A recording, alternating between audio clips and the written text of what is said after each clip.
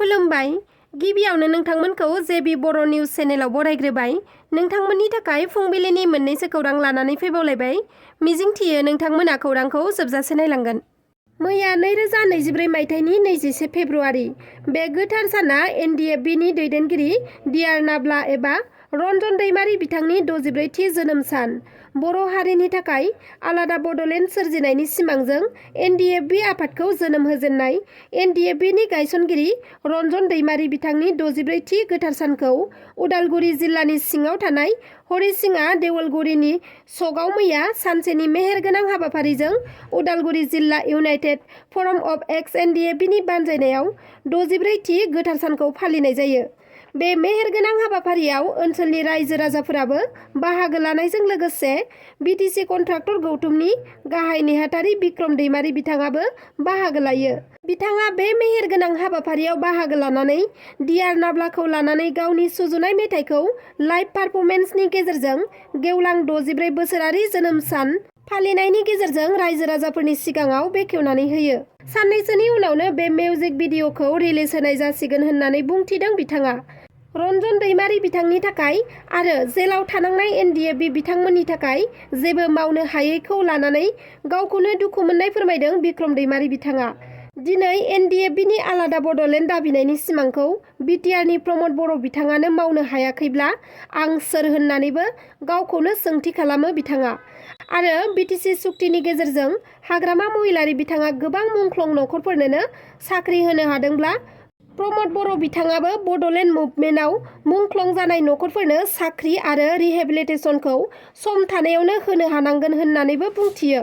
BTR सुक्ति खालामनायनि सानसे सिगांसो UG ब्रह्म बिथाङा रन्जन दैमारी बिथांखौ उदां खालामबाय होनना बुंनायखौ लानानैबो बिथाङा माखासे गोख्रों बाथ्राफोरखौ बुंथिदों। उदां जाखानाय रन्जन दैमारी बिथांखौ जेलाव दोनालासिनो तेनिपिबान केम्पआवसो बन्दी खालामना दोनहैनायखौ रायजो राजाफोरनो फोरमायथिना होदों कन्ट्रेक्टर गौथुमनि नेहाथारि बिक्रम दैमारी बिथाङा। MLA भुबन पेगुआ नावकाटा ओनसोलनि रायजो राजाफोरखौ थगायदों। इलेक्सन समाव MLA भुबन पेगुआ नावकाटा ओनसोलाव थांनानै भट बिहैनाय समाव रायजो राजाया लामानि जेंनाखौ लानानै MLA भुबन पेगुजों मोनसे एग्रिमेन्ट खालामनाय जादोंमोन। नाथाय एग्रिमेन्ट खालामखांनानै 2021 मायथाइयाव भुबन पेगु बिथांखौ रायजो राजाफ्रा भट होनानै MLA मासियाव देरहाहोदोंमोन। नाथाय देरहाखांनानै MLA जाखांनायनि उनाव रायजो राजाया डिमान्ड खालामनाय एग्रिमेन्टखौ मैल' गैयै खालामदों भुबन पेगु बिथाङा। जायनि थाखाय मैया नावकाटा ओनसोलनि रायजो राजाफ्रा लोब लोब ओंखारनानै MLA भुबन पेगुनि हेंथायै धरना होदों। बिथांमोना फोरमायनाय बायदिब्ला नावकाटा ओनसोलनि जायनाखि मेन लामा बे लामाया पाक्कानि लामा नङा। जायनि थाखाय गुथा गामिया थांलाय फैलाय खालामनायाव आरो गारि मटर सालायनायाव जोबोद जेंनायाव गोग्लैनाङो। हाब्रु हाला हाखर हालानि थाखाय फरायसाफोराबो फरायसालियाव थांनायाव जोबोद खस्थ' जायो होननानैबो फोरमायथिदों रायजो राजाफ्रा। इलेक्सननि सिगां MLA भुबन पेगु बिथाङा 2021 मायथाइनि 23 मार्चआव रायजोजों एग्रिमेन्ट खालामनाय बायदिब्ला लामाखौ पाक्कानि बानायना होनायजों लोगोसे लोंनाय गोग्गो दैनि बेबस्था खालामनानै होनायनिबो खोथा होनाय जादोंमोन।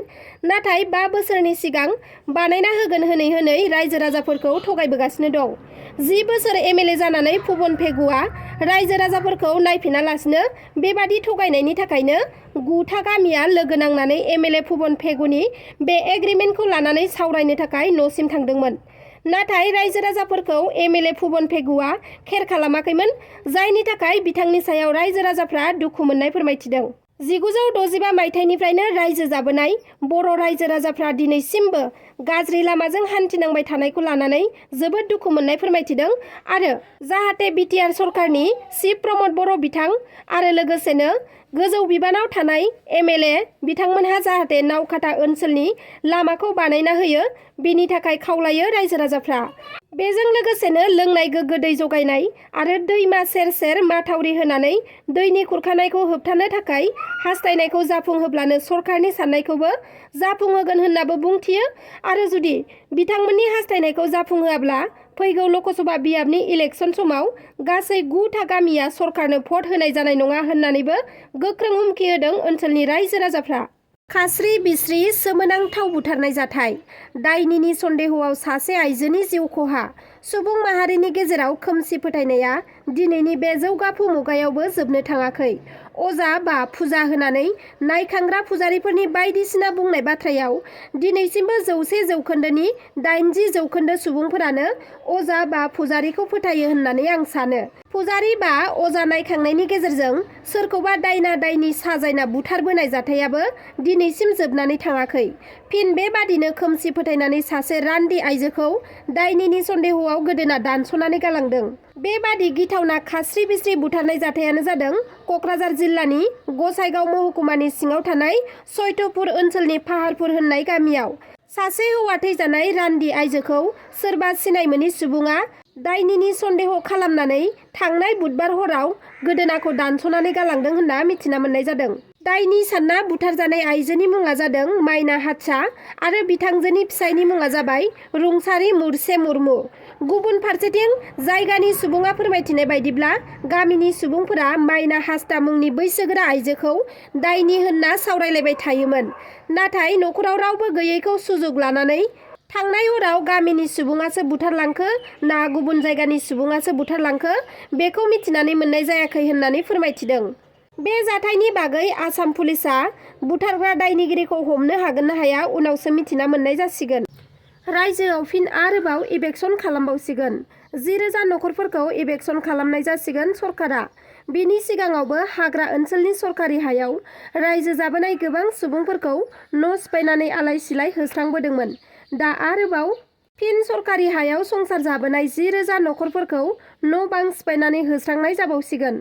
कार्बि आंलंनि पिजिआरनि हायाव न' बां लुनानै रायजो जाबोनाय जायखिजाया जाथिनि सुबुंफोरखौनो इभेक्सन खालामनायनि मिथिसार नटिस बिलाइखौ दिनै आसाम सरकारा दैथायहरनाय जासिगोन। मोनथिना मोननाय बायदिब्ला कार्बि आंलंनि हावाइपुर मौजारनि गं 9,865 नखरफोरखौ होस्रांनायनि थांखि लादों।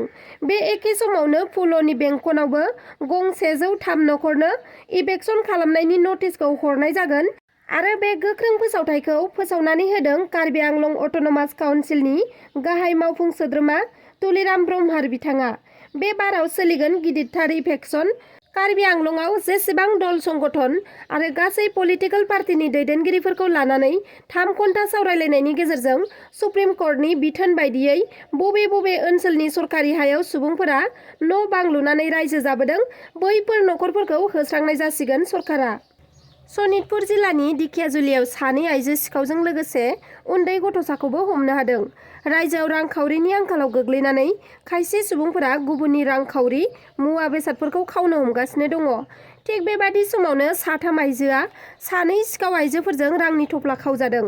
फोरमायथिनाय बायदिब्ला पान्जाब नेसनेल बेंकनिफ्राय 48,000 रांखौ बख'नानै सासे आइजोआ गंसे बेटारि रिक्साजों न' फारसे थांबाय थानाय समावनो दाङाबस्ति होननाय जायगायाव सानै आइजो सिखावफोरा बिथांनि रांखौ सोलो खालामनानै खावो। उनाव आइजोआ रांखौ नायोब्ला राङा माखासे गोमादोंमोन। उनाव आइजोआ सासे सिनायनाय सुबुंनो खिन्थाना लानायाव सुबुङा थम गारिखौ लाखिनो थाखाय ड्राइभारनाव फन खालामदोंमोन। उनाव आइजो सिखावआ हमजानो गिनानै 20,000 रांखौ थम सायाव गारनानै दोननायखौ मोननो हायो। फोरमायथिनाय बायदिब्ला बे 48,000 राङा सरकारनिफ्राय PMAYG न' लुफुंनो थाखाय बरननायमोन। बिनि साननैसो सिगां समबारखालिबो सासे आइजोआ स्टेट बेंकनिफ्राय 14,000 रांखौ न'खरनि गोनांथि जानायाव बख'नानै लाबोनाय रांखौबो सिखावआ खावदों। आइजोआ फोरमायथिनाय बायदिब्ला 14,000 रांनि बेगखौ गावनि बेग गिदिराव सोनानै लादोंमोन। नाथाय दखानाव गाइखेर बायनानै बेगाव सोथ'नाय समावनो सिखाव आइजोआ बिथांनि बेगखौ आखाय होदोंमोन। जायनि थाखाय बिसोरनि गेजेराव नांज्लायनायबो जादोंमोन। उनाव जेब्ला बेगखौ नायो अब्लासो आइजोनि रांजों लोगोसे गंनै ATM सोनाय बेगआ गोमानायखौ मिथिना मोन्दोंमोन। उनाव हमजानाय सिखाव आइजो आरो बिनिनो फिसाज्लाखौ रां खावनायनि सन्देहआव दिखियाजुलि पुलिस थानायाव एजार होनाय जायो। 3 आइजोनि एजार होनायनि साननैसोनि उनावनो मैया आइजो सानै सिखावजों लोगोसे सासे उन्दै हौवासा सिखावखौबो पुलिसआ हमनो हायो। ओनसोलनि सुबुंफोरा फोरमायथिनाय बायदिब्ला सानफा साफायै 3 आइजोफोरनि रांखौ खावनायनि 20 सानसो सिगांबो बिसोर सिखावफोरानो सासे आइजोनिफ्रायबो रां खावदोंमोन। फोरमायबावनाय बायदिब्ला सिखावआ बिसोर सानैनि अनगायैबो गोबां दंबावो। जयै गें थाबावनायनि सन्देह खालामनाय जादों ओनसोलनि सुबुंफोरा। मैया रां खावनानै हमजानाय सानै सिखाव आइजोफोरखौ राङापारा रेलवे स्टेशनाव थालाबायग्रा न' गैजायै चान्दिनी देवी आरो सीमा देवी होननानै मोनथिना मोननाय जादों। सानैनिबो बैसोआ 40 बोसोर।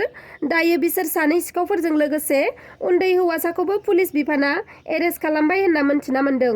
दासिमनि खौराङा बेखिनियानोमोन। नोंथांमोना आंनि खौरांखौ जोबजासे नायजोबलांनायनि थाखाय रोजा रोजा साबायखर थाबाय आरो लोगोसे नोंथांमोना आंनि चेनेलखौ साबस्क्राइब खालामाखैब्ला अन्नानै साबस्क्राइब खालामनानै लादो। लोगोसे लाइक, शेयार, कमेन्ट खालामनो दाबाव। एसेनोसै, गोजोन्थों।